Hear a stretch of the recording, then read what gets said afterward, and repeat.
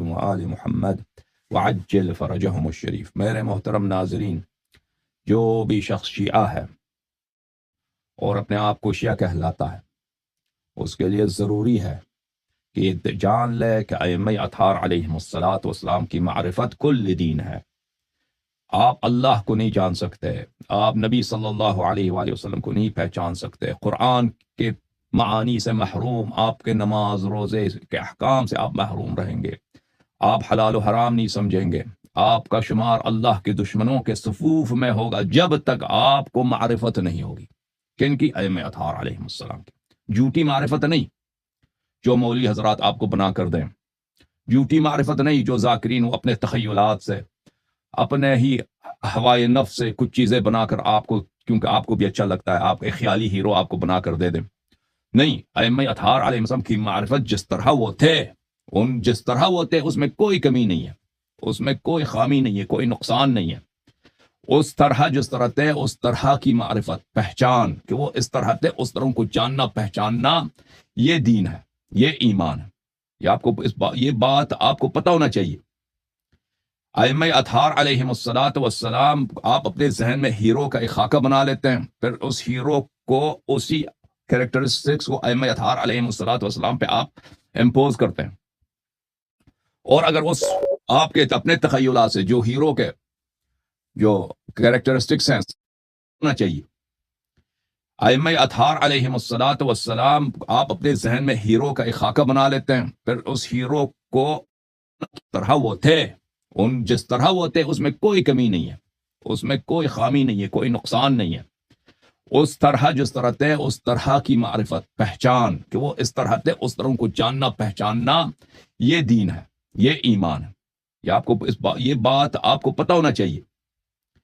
ائمہ اطہار علیہم الصلاۃ والسلام آپ اپنے ذہن میں ہیرو کا ایک خاکہ بنا لیتے ہیں، پھر اس ہیرو کو، اسی کریکٹرسٹکس کو ائمہ اطہار علیہم الصلاۃ والسلام پہ آپ امپوز کرتے ہیں، اور اگر اس آپ کے اپنے تخیلات سے جو ہیرو کے جو کریکٹرسٹکس ہیں، صفات ہیں، ان میں سے اگر کہیں کبھی پیشی ہو گئی تو پھر سچے حدیث کے ائمہ اطہار علیہ السلام کے اقوال کے آپ ٹکرائیں گے کہ یہ نہیں ہو سکتا۔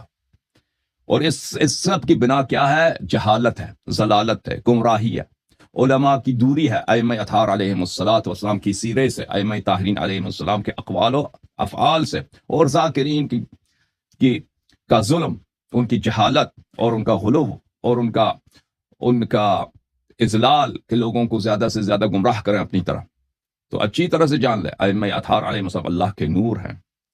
آپ کے ذہن میں اگر کوئی چیز آپ اس کو ہیرو بناتے ہیں نا، وہ آپ کے تخیلات ہیں، وہ کوئی ضروری نہیں کہ ائمہ اطہار علیہ السلام اسی طرح ہوں، جس طرح آپ نے ایک ہیرو کا اپنا ایک ڈھانچہ، جو فلمی ہیرو ہوتے ہیں یا کہانیوں میں ہیرو ہوتے ہیں، اس طرح کا آپ نے ایک ڈھانچہ بنایا، کوئی ضروری نہیں کہ اس پہ پورا آتا رہا ہے۔ ائمہ اطہار علیہ السلام آپ کے تخیلات سے بہت بلند تر ہیں، کسی بھی شخص کے تخیلات سے بہت بلند تر ہیں۔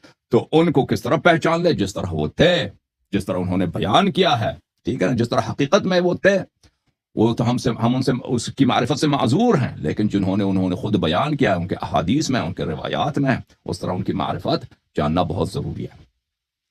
تو میرے محترم ناظرین، ائمہ اطہار علیہم السلام، رسول اللہ صلی اللہ علیہ وآلہ وسلم اور سب انبیاء اعظام علیہم الصلاۃ والسلام کے زندگیوں کا ایک واضح پہلو کیا ہے؟ تقیہ ہے کہ انہوں نے خود بھی تقیہ فرمایا ہے، اور اپنے شیعوں کو، اور جو پہلے انبیاء تھے، انہوں نے اپنے امتوں کو، اپنے پیروکاروں کو تقیہ کا حکم دیا ہے۔ رسول اللہ صلی اللہ علیہ وآلہ وسلم 13 سال مکے میں تھے، تقیہ کی حالت میں انہوں نے زندگی گزاری، اس کا کوئی انکار نہیں کر سکتا۔ اور پھر وہ جب مدینہ منتقل ہوئے تو پھر بھی بہت دفعہ وہ تقیہ کرتے تھے منافقین سے۔ اور پھر ائمہ ابرار علیہم السلام، ان کے بعد رسول اللہ صلی اللہ علیہ وآلہ وسلم تو بلا منازع لیڈر تھے عرب کے اور مسلمین کے، لیکن ان کے وفات کے بعد، ان کے شہادت کے بعد، ائمہ طاہرین علیہم السلام پر، حجج الہی پر، اللہ تعالیٰ کے خلفاء پر مظالم کے دروازے کھل گئے، اور ان کے ماننے والے بہت کم تھے، اور ان کا انکار کرنے والے پورے کا پورا عرب، اور ان کے دشمن بہت سارے لوگ تھے۔ تو ان حالات میں میرے محترم ناظرین، ائمہ اطہار علیہم الصلاۃ والسلام نے اسلام کی بقا کے لیے پوری امت پر انہوں نے احسان کیا ہے، اللہ کے حکم سے تقیہ فرمایا اور خود بھی تقیہ کیا اور دوسروں کو بھی تقیہ کا حکم دیا ہے.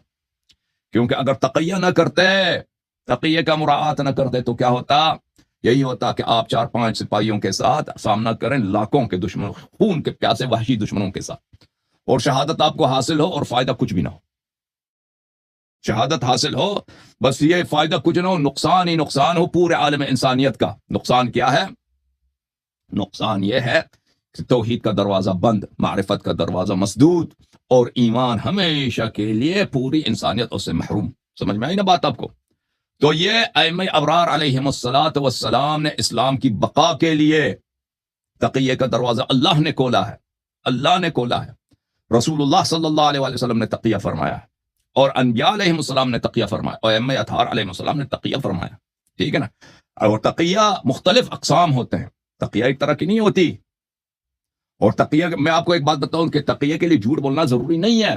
خود اللہ تعالیٰ نے سیوطی نے اپنے کتاب الاتقان میں اور معترک الاقران میں واضح طور پہ، اور بہت سارے مفسرین نے، زمخشری وغیرہ سب نے فرمایا کہ اللہ تعالیٰ نے قرآن مجید میں توریہ فرمایا. توریہ یہ ہوتا ہے کہ ایک کلام کے دو پہلو ہوتے ہیں. ایک کلام ہوتا ہے جس کے دو معنی ہوتے ہیں، ایک معنی ظاہر ہوتا ہے، ایک معنی باطن ہوتا ہے. سامنے والا جب سنتا ہے تو وہ کیا سمجھتا ہے؟ وہ سمجھتا ہے کہ یہ جو ظاہری معنی ہے اس نے مراد لیا ہے متکلم نے، لیکن متکلم نے وہ جو غیر ظاہر مراد ہوتا ہے، جس کی طرف اس کا ذہن نہیں گیا ہے، اس کو اس نے مقصود بنایا ہے. سمجھ میں؟ پہلے میں نے توریہ کے متعلق آپ سے بات کی ہے. ائمہ اطہار علیہ السلام تقیہ فرماتے تھے اور توریہ فرماتے تھے. اس کے تقیہ یہ جان لو کہ تقیہ کے لیے یہ ضروری نہیں کہ انسان جھوٹ بولے، اس کے لیے توریہ کا باب کھلا ہے. توریہ کا باب بہت وسیع ہے، بہت وسیع ہے. اچھا، اور ائمہ طاہرین علیہم الصلاۃ والسلام نے خود بھی تقیہ فرمایا اور تقیہ شیعوں کو بھی تقیہ دیا. اور اس سے اگر کوئی بے وقوف، کوئی احمق ذاکر یہ سمجھتا ہے کہ تقیہ کرنے سے ان کے کردار میں کوئی کمی آتی ہے، یہ اس کی جہالت ہے، یہ اس کی حماقت ہے، یہ اس کی نادانی ہے. یہ اللہ تعالیٰ کا فرمان ہے کہ ظالم کی حکومت میں جب آپ رہتے ہو، جب غیر شرعی حکومتوں میں رہتے ہو، جب دشمن اہل بیت علیہم الصلاۃ والسلام دنیا کے مقدرات پہ حاوی ہیں، ان کا حکم چل رہا ہے، تو اس وقت اسلام کی بقا کا دار و مدار ہی تقیہ پر ہے.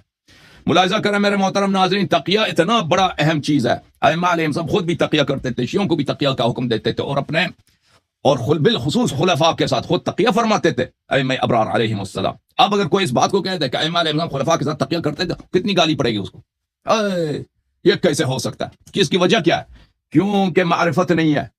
ذاکرین کو، علماء کو، معممین کو انہوں نے اپنے ذہن میں ایک اسلام بنایا ہے، امامت ایک بنایا ہے، ایک ہیرو کے اس نے خاکے بنایا نا، جو فلموں میں انہوں نے دیکھا ہے، اس کو امامت کا لباس دیا.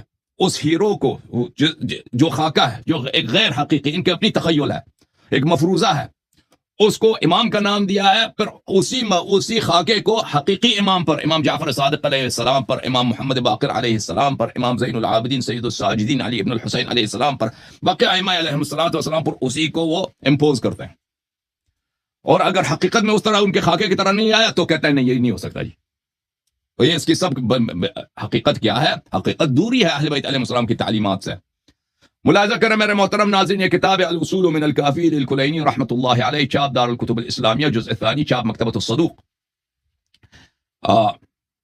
یہاں پہ میں آپ کی خدمت میں عرض کرتا ہوں، یہ حدیث ملاحظہ فرمائیے. یہاں پر تقیہ کے باب میں پہلا یہ حدیث پیش کروں آپ کو، حدیث نمبر 13.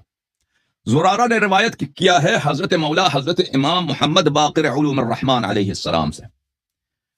امام ابی جعفر، وہ کون ہے؟ امام باقر علیہ السلام، ہمارے آقا، ہمارے سرور، یعنی ان کا کلام اللہ کا کلام، ان کا کلام پاک، ان کا نفس شریف، ان کے بیانات، ان کے کلام اور قرآن مجید میں فرق نہیں ہے.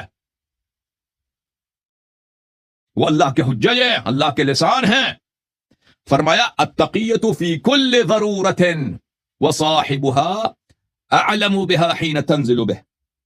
تقیہ ہر ضرورت میں ہوتی ہے، اور یہ مختلف سچویشنز ہوتے ہیں. بعض تقیہ کی ضرورت نہیں ہوتی، تقیہ کرنا ضروری نہیں ہے. وہ خود جس انسان جس ماحول میں رہتا ہے، یا جس ماحول میں پڑ جاتا ہے، یا جس سچویشن میں ہوتا ہے، اس کو بخوبی احساس ہوتا ہے، جو دوسروں کو احساس نہیں ہوتا. دوسروں کو آپ کس سچویشن میں، کس مقام پر ہیں، آپ کو کن لوگوں سے واسطہ پڑتا ہے، تو یہ دوسروں کو شاید اس کا احساس نہ ہو، واضح نہ ہو ان کے لیے. اور آپ کے دل میں جو خطرہ محسوس ہوتا ہے دور سے آدمی کو پتہ نہیں چلتا. الشاہد یرا ما لا یرا الغائب. شاہد دیکھتا ہے اس چیز کو جو غائب نہیں دیکھتا.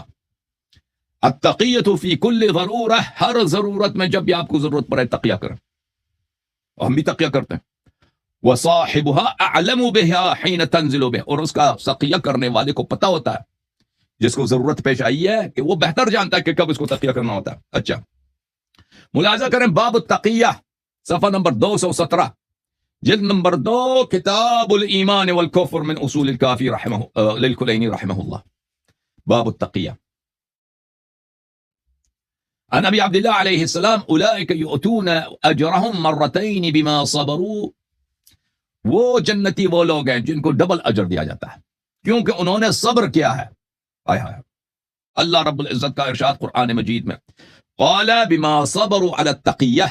صبر سے مراد یہاں پہ تقیہ ہے کہ انہوں نے تقیہ کر کے صبر کیا ہے. حضرت امام جعفر صادق علیہ الصلوۃ والسلام. میں آپ کو دکھاؤں یہ حدیث. آپ کے ذہن میں جو ہیرو کے خاطر ہیں نا وہ اس کو چھوڑ دیں. آپ امامت کو جس طرح ائمہ اطہار علیہ السلام ہیں جس طرح انہوں نے خود فرمایا اس طرح پہچان لو. اپنے سے امام نہ بناؤ, اپنے سے امامت کے صفات نہ بناؤ. ذاکرو اللہ سے ڈرو.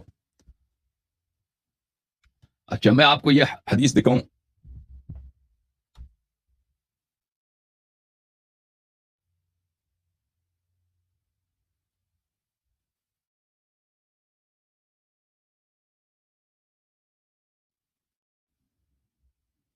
ہائے کتنے محروم رہ گئے ہم شیعہ. ٹھیک ہے نا. ائمہ طاہرین علیہ